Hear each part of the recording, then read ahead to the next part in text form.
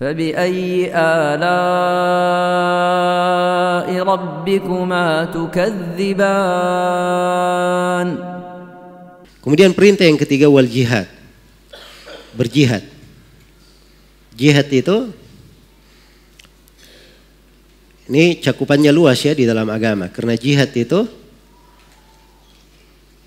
kalau pembagian Ibnul Qayyim terbagi 4. Dan dari pembagian 4 ini bercabang lagi semuanya menjadi 13 tingkatan dari jihad. Yang pertama adalah jihad memperbaiki diri sendiri. Kemudian yang kedua ada jihad melawan hawa nafsu, jihadun nafs atau jihadus syaitan, melawan syaitan. Iya. Jadi yang pertama jihad memperbaiki diri ya, jihadun nafs itu, melawan hawa nafsu, memperbaiki diri. Yang kedua jihad melawan syaitan. Kemudian yang ketiga jihad terhadap pelaku dosa dan kemaksiatan dan kezaliman. Kemudian yang keempat jihad terhadap orang kafir dan kaum munafikin. Iya. Ada yang jihadnya dengan tangan, ada yang dengan lisan.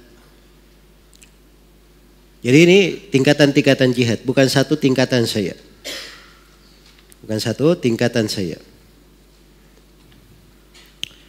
Kemudian perintah yang keempat wal hijrah, dan perintah berhijrah. Ya, hijrah terbagi 2. Ada hijrah dengan makna umum dan ada hijrah dengan makna khusus. Hijrah dengan makna umum itu artinya dia meninggalkan ya. Dia meninggalkan segala yang dibenci oleh Allah Subhanahu wa taala menuju kepada apa yang dicintai oleh Allah Subhanahu wa taala. Itu hijrah dengan makna umum. Dia dari maksiat menuju kepada ketaatan, dari tempat yang baik menuju kepada tempat yang jelek, dari akhlak yang jelek menuju kepada akhlak yang baik. Ini semuanya hijrah namanya. Iya. Hijrah dengan makna apa? Dengan makna umum. Kalau hijrah dengan makna khusus itu artinya berpindah dari negeri kafir menuju ke negeri Islam. Dan asal penggunaan kata hijrah dengan makna ini asalnya. Jadi kalau baca ayat, baca hadits disebutkan kata hijrah, maka asal penggunaannya ke situ. Kecuali kalau ada indikasi yang menunjukkan mencakup semuanya. Baik, jadi ini istilah hijrah ya. Kemudian yang kelima, perintahnya adalah wal jamaah, dan berjamaah. Iya, jamaah itu ada beberapa penafsiran dari para as-salaf. Tapi semuanya kembali kepada 2 hal. Jamaah di dalam kebenaran dan jamaah di dalam badan, kebersamaan. Iya, jamaah dalam kebenaran itu artinya mengikuti Al-Quran dan As-Sunnah sesuai dengan jalannya para sahabat dan para a'imah yang mengikuti mereka dengan baik. Ini jamaah kebenaran. Kalau jamaah badan, itu kaum muslimin seluruhnya berkumpul di bawah pimpinan negara. Dipimpin oleh seorang pimpinan negara. Itu 2 makna jamaah. Ini perlu diperhatikan pembahasan ini ya. Sebab ini kunci petunjuk untuk seorang penuntut ilmu. Kalau dia keliru memahami jamaah, itu dia akan masuk di dalam perpecahan, keluar dari jalan Islam. Iya. Keluar dari jalan Islam. Dari jamaah itu punya 2 makna saya. Jemaah kebenaran dan jemaah apa? Badan umat Islam berkumpul di bawah kepemimpinan seorang pimpinan negara. Kalau jemaahnya jemaah kebenaran, pimpinannya cuma Nabi SAW. Iya. Karena itu tidak benar ada bikin kelompok-kelompok jemaah ada pimpinannya dan dia beat. Ya. Katanya dia jemaah beragama hanya untuk belajar. Kok bisa pimpinannya dia beat? Ada ketaatan. Ada sebagian orang lagi dia sederhanakan. Oh, bukan beat kita pakai, tapi muahada namanya katanya. Apa bedanya beat dengan muahada? Ya. Jelas ya? Ini hati-hati dalam penggunaan sebagian orang. Baik. Jadi ini semuanya mana jemaah yang keliru. Kalau jemaah kebenaran, pimpinannya, panutannya, suri tauladannya hanyalah Rasulullah sallallahu alaihi wasallam. Karena itu Ibnu Mas'ud berkata, al-jama'atu ma wafaqal haqqa wa in kunta wahdak. Jamaah itu adalah apa yang mencocoki kebenaran walaupun kamu sendiri. Jemaah adalah apa yang mencocoki kebenaran walaupun kamu sendiri. Iya. Dan banyak dari as-salaf disebut si fulan ini adalah jamaah sendiri padahal. Ibnu Mubarak menyebut 3 orang di masanya. Iya. Sebagai jamaah. Karena mereka adalah simbol di dalam kebenaran. Simbol di dalam kebenaran. Nah, ini jemaah kebenaran namanya. Jemaah yang kedua adalah jemaah badan. Umat Islam dipimpin oleh apa? Pimpinan negara. Iya. Nah, inilah jemaah yang kedua. Jadi kalau dia di bawah pimpinan negara ya tidak boleh bikin jemaah di dalam negara. Jadi kalau ada yang bikin jemaah di dalam negeri ini, padahal umat ini di Indonesia dipimpin oleh seorang presiden muslim, itu artinya umat Islam dalam jamaah. Ada pimpinan negaranya. Jadi kalau ada yang bikin jamaah lagi di dalamnya perkumpulan, ada pemimpinnya, itu artinya bikin jamaah di dalam jamaah. Jelas ya? Nah, kalau sudah paham ini pembagian jamaah, maka akan mudah memahami hadits setelahnya. Ini hadits setelahnya ini atau kelanjutan hadits ini banyak orang yang salah paham di sini. Demikian pula hadits yang semisal dengannya. Di kelanjutan hadits dikatakan, fa innahu man faraqal jama'ata qaida shibrin faqad khala'a ribaqatal Islam min unuqihi illa yuraji'. Sesungguhnya barang siapa yang memisahkan diri dari jamaah walaupun sejengkal, maka dia telah melepaskan ikatan Islam dari lehernya, kecuali kalau dia mau kembali. Nah, ini kan yang banyak dipakai oleh jemaah-jemaah kan. Ada yang memakai hadits lebih populer dari ini, hadits riwayat Bukhari dan Muslim. Ya. Wa man faraqal jama'ata qaida shibrin mata mitatan jahiliyah. Siapa yang berpisah dari jemaah walaupun sejengkal kemudian dia mati, maka matinya adalah mati jahiliyah. Ini setiap jemaah pakai hadits ini. Ya. Ikut jemaah saya. Kalau kamu tidak ikut, kamu mati jahiliyah. Ya. Gampang sekali ya. Ya apa bedanya kamu dengan saya? Saya juga bikin jemaah kalau gitu. Ya. Kamu tidak ikut saya, kamu mati jahiliyah. Ya. Nah, ini bukan agama seperti ini. Harus dipahami tafsir jamaah. Jelas ya? Jadi kalau mau tahu hakikatnya, jemaah-jemaah yang memakai hadits ini untuk menarik orang masuk ke jemaahnya, kalau tidak ikut di jemaahnya berarti kamu mati jahiliyah. Kalau mau tahu hakikatnya jemaah itu yang mati jahiliyah sebenarnya. Karena mereka keluar dari jemaah yang sebenarnya. Ya, pimpinan negara, apa kaum muslimin di bawah pimpinan negara, ini kan jemaah sebenarnya. Kalau dia bikin jemaah lagi di dalam negara, itu artinya jemaah di dalam jemaah.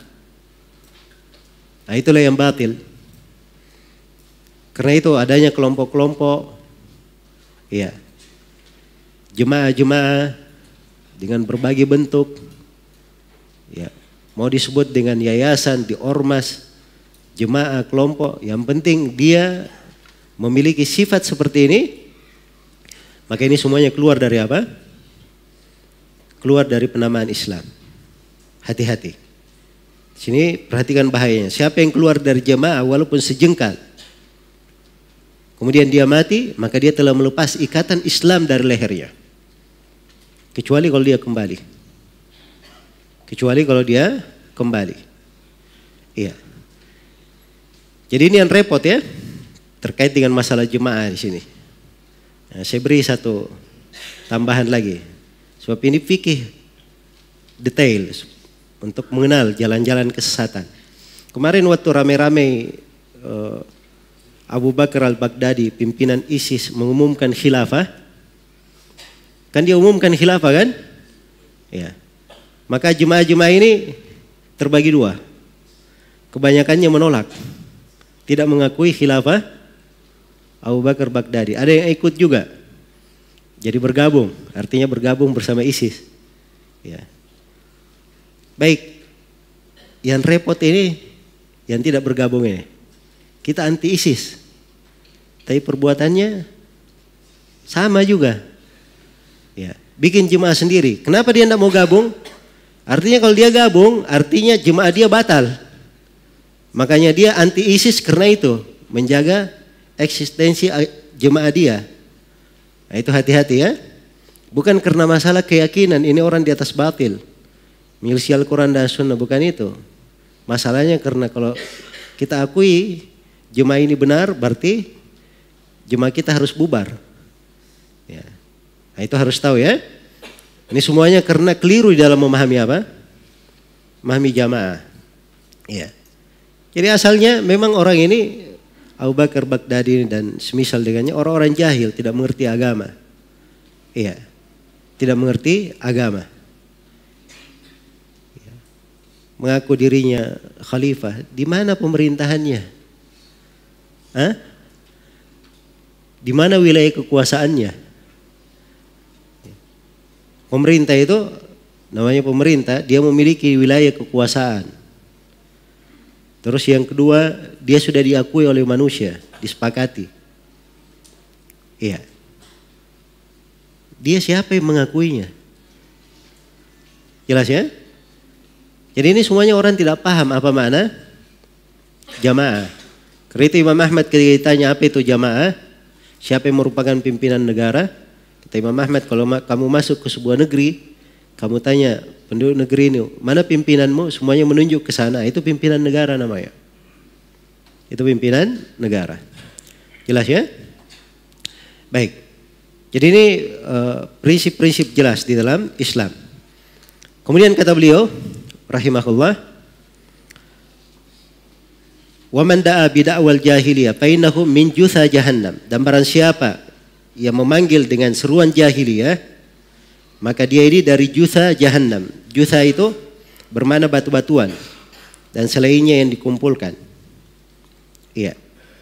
Jadi maksudnya dia akan menjadi batu-batu di dalam neraka jahannam, bagian dari neraka jahannam. Kemudian ada yang bertanya, faqala rajulun ya Rasulullah wa in shalla wa sham? Qala wa in shalla wa sham. Fad'u bida'wallahi alladhi sammakumul muslimina al-mu'minina ibadallah. Rawahu Ahmad wa Tirmidzi wa qala hada haditsun hasanun sahih. Jadi orang yang berkata ya Rasulullah, keadaannya tetap demikian meskipun dia sholat dan puasa, maksudnya dia di dalam neraka jahannam walaupun dia sholat dan puasa. Kata Nabi walaupun dia sholat dan puasa. Menunjukkan ini besar dosanya ya. Orang yang menyeru dengan dakwah jahiliyah, bukan dengan dakwah Islam. Bukan dengan penamaan Islam. Walaupun dia mengerjakan sholat dan puasa. Karena itulah kata Nabi, hendaknya kalian memanggil dengan panggilan yang Allah menamakan kalian dengannya, yaitu sebagai muslimin, sebagai mukminin, hamba-hamba Allah. Jelas ya? Itu kan 3 nama, muslimin, mukminin, hamba-hamba Allah Subhanahu wa taala. Saya poinkan di sini ada 4 pembahasan. Yang pertama, mufaraqatul jamaah minal khuruji an da'wal Islam. Iya. Berpisah dari jamaah itu bentuk keluar dari penamaan Islam. Bentuk keluar dari apa? Penamaan Islam. Baik. Dan ini jelas ya, saya sudah terangkan tadi di pembahasan. Kemudian yang kedua, wa'idu man kharaja an da'wal Islam. Ancaman bagi siapa yang keluar dari penamaan Islam. Ini ancamannya besar sekali ya. Maka dia dihitung dari jutha jahannam. Iya. Kemudian yang ketiga, wujubud da'wah bida'wal Islam. Kewajiban memanggil dengan penamaan Islam. Nah, itu sabda Nabi, fad'u bida'wa Allah. Hendaknya kalian memanggil dengan seruan Allah, panggilan Allah. Ya Allah menamakan kalian dengannya. Itu perintah. Dan asal perintah menunjukkan apa? Kewajiban. Dan yang keempat, idhamu sya'nil awamiril khamsa al-madhkurati fil hadith. Besarnya 5 perkara yang disebut dalam hadith. Apa tadi 5 perkara yang disebut dalam hadith?